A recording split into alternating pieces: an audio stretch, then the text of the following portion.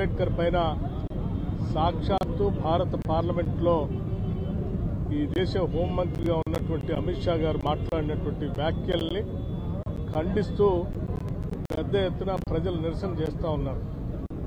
అందులో భాగంగా ఈరోజు ఖమ్మం జిల్లాలో కూడా జిల్లా కాంగ్రెస్ కమిటీ దుర్గా ప్రసాద్ గారి ఆధ్వర్యంలో ఈ కార్యక్రమాన్ని చేపట్టడం జరిగింది. ఇప్పుడే మంత్రివర్యులు తుమ్మల నాగేశ్వరరావు గారు చెప్పినట్టుగా ప్రపంచంలోనే ఈనాడు భారతదేశం అతిపెద్ద ప్రజాస్వామ్య దేశంగా మనగలుగుతుంది అంటే అది కేవలం భారత రాజ్యాంగం యొక్క నిర్మాణం, దాన్ని అందించినటువంటి బాబాసాహెబ్ అంబేద్కర్ గారి యొక్క కృషి అనేది ప్రపంచంలో ఉన్నటువంటి మేధావులంతా కూడా గౌరవించి ఈరోజు అంబేద్కర్ గారికి పెద్ద ఎత్తున నివాళులు అర్పిస్తున్నటువంటి సంగతి కూడా మనందరికీ తెలిసిందే.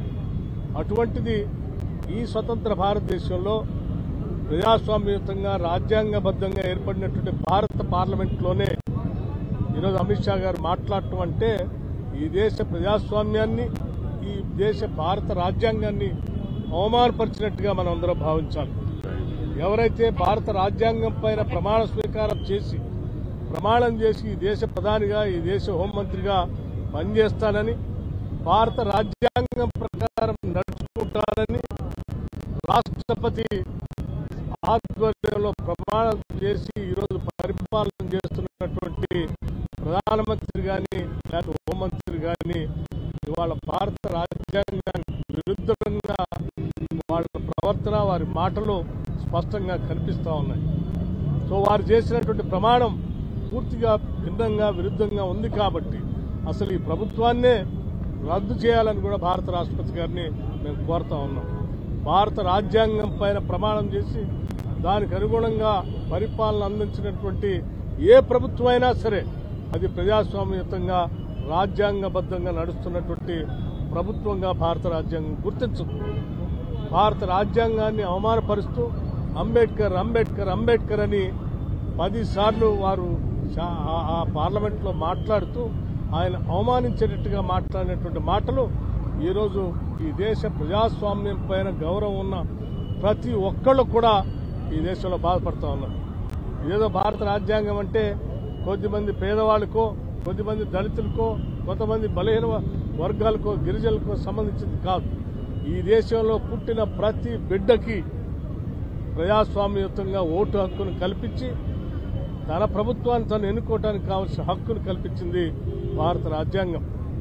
భారతదేశంలో సగ జనాభా ఉన్నటువంటి మహిళలందరికీ కూడా హక్కును కల్పించింది కూడా భారత రాజ్యాంగం. ఈ దేశంలో ఉన్నటువంటి సంపద కానీ, వనరులు కానీ దేశ పౌరులందరికీ చెందాలి, అవి సమానమైనటువంటి అవకాశాలు పౌరులందరికీ ఉండాలని చెప్పింది కూడా భారత రాజ్యాంగం. ఈ దేశంలో ఉన్నటువంటి అనేక మతాలు లౌకికవాదంతో ఎవరి మతాన్ని వాళ్ళు కొలుచుకొని, ప్రేమించుకొని దాన్ని ఆరాధించుకునేటట్టు స్వతంత్రాన్ని ప్రసాదించింది కూడా భారత రాజ్యాంగం. అంటే ఈ దేశంలో ఉన్నటువంటి ప్రతి పౌరుడికి ఈరోజు కలిగినటువంటి ప్రతి హక్కు భారత రాజ్యాంగం ద్వారా సంక్రమించింది. ఇవాళ సివిల్ రైట్స్ కానీ, సివిల్ లిబర్టీస్ కానీ, వ్యక్తిగతంగా ఈరోజు దేశంలో ఉన్నటువంటి ప్రగతిశీల భావాలు కలిగిన ప్రతి ఒక్కళ్ళు మాట్లాడే హక్కులన్నీ కూడా భారత రాజ్యాంగం ఇచ్చింది.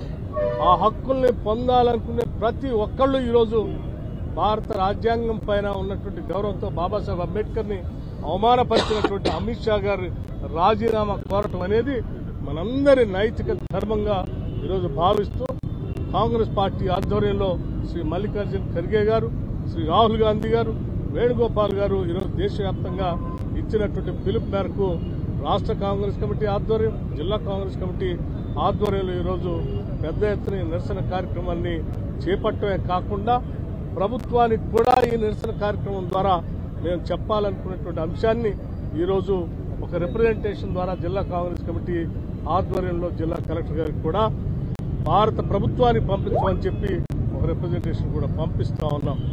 ఇది మీ ద్వారా దేశ ప్రజలందరికీ కూడా కాంగ్రెస్ పార్టీ ఇచ్చినటువంటి పిలుపుగా భావించి భారత రాజ్యాంగాన్ని, బాబాసాహెబ్ అంబేద్కర్ని ఈరోజు రాహుల్ గాంధీ గారు దేశవ్యాప్తంగా భారత్ సంవిధాన్ సమ్మాన్ సమ్మేళనం అని చెప్పి అనేక రాష్ట్రాల్లో గత 5 సంవత్సరాల నుంచి వారు ఒక పిలుపిస్తూ